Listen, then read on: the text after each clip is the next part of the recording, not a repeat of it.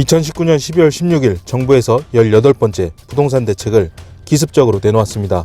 이는 지난 9.13 대책만큼이나 강력한 대책으로 대출, 세제, 청약, 공급을 총망라하는 내용입니다. 그렇다면 이번 발표된 12월 16일 부동산 대책의 주요 내용은 어떤 것이 있는지 지금 알아보겠습니다. 크게 4가지로 나누어 봤는데 투기지역, 투기과열지구, 주택담보대출 강화 내용이 있고 주택보유부담 강화 및 양도소득세 제도 보완 내용이 있습니다. 그리고 민간택지 분양가 상한제 적용지역 확대 내용이 있고요. 마지막으로 청약 재당첨 제한 강화 내용이 있습니다. 자, 지금부터 세부 내용에 대해 알아보도록 하겠습니다.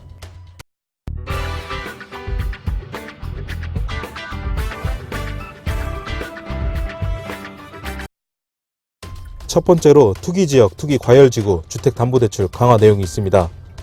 1번 초고가 아파트 시가 15억 원 초과에 대한 주택구입용 주택담보대출 금지. 우선 투기지역, 투기과열지구 등 규제 지역 내 시가 15억 원 초과 초고가 아파트를 구입하기 위한 주택담보대출을 12월 17일부터 원천 금지하기로 했습니다.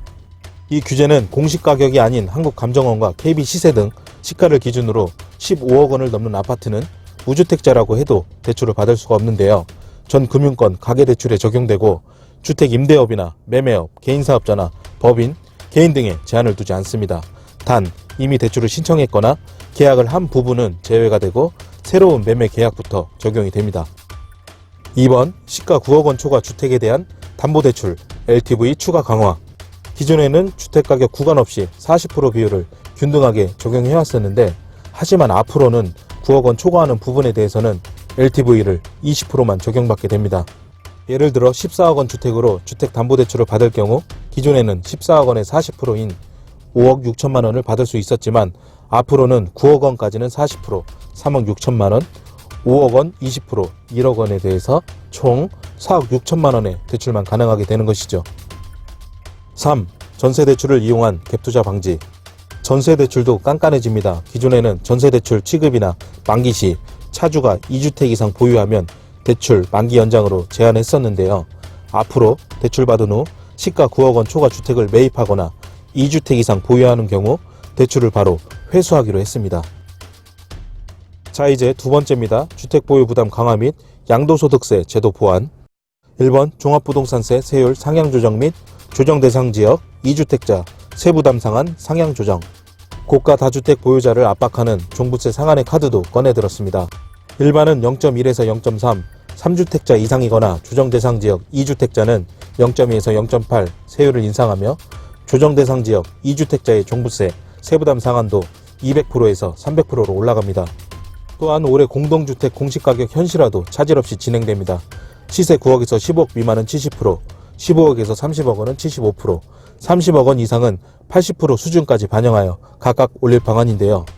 이렇게 종부세율 인상에 공시가격 상향까지 영향을 받게 되면 고가주택, 다주택자는 전년도 납부액의 150에서 300%까지 보유세 부담이 늘어나는 사례가 속출할 것으로 보입니다.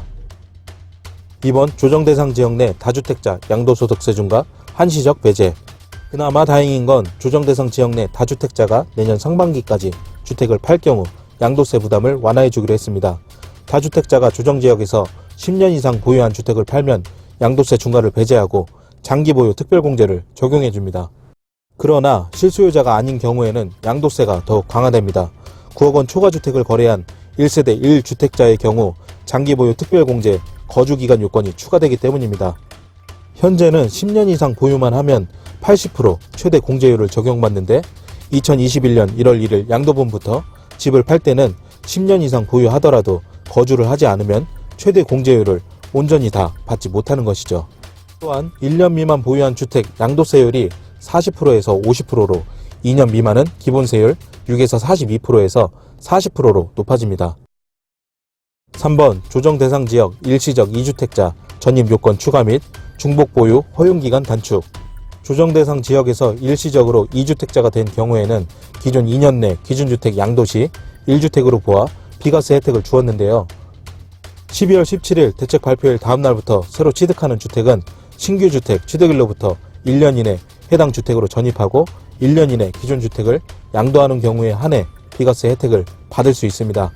단 대책 발표 전 매매 계약을 체결하고 계약금을 지불한 경우는 종전 규정이 적용됩니다. 세 번째, 민간택지 분양가 상한제 적용지역 확대. 지난 11월 6일 서울 27개 동을 민간택지 분양가 상한제 지역으로 지정했었는데요. 이 민간택지 분양가 상한제 적용 지역이 11월 17일자로 대폭 확대되었습니다.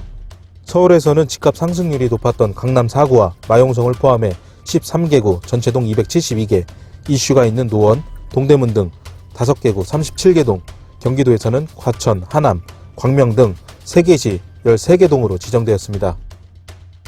네 번째, 청약 재당첨 제한 강화. 청약제도도 개편됩니다. 평형과 관련 없이 분양가 상한제 주택이나 투기 과열지구에서 당첨이 되면 10년간, 조정 대상 지역에서 당첨되면 7년간 재당첨이 제한됩니다.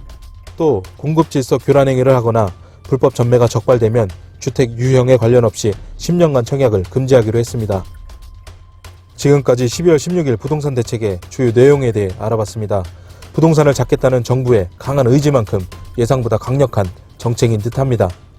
하지만 사실 이번 정책의 집값 하락 효과에 대해 의문을 가지는 의견들이 분분합니다.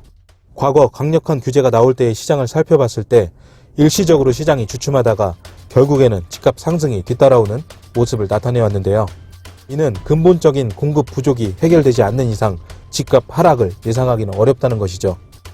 특히 이번 정책에는 공급 확대에 대한 대책이 거의 포함되어 있지 않아서 이런 의견이 나타나고 있습니다.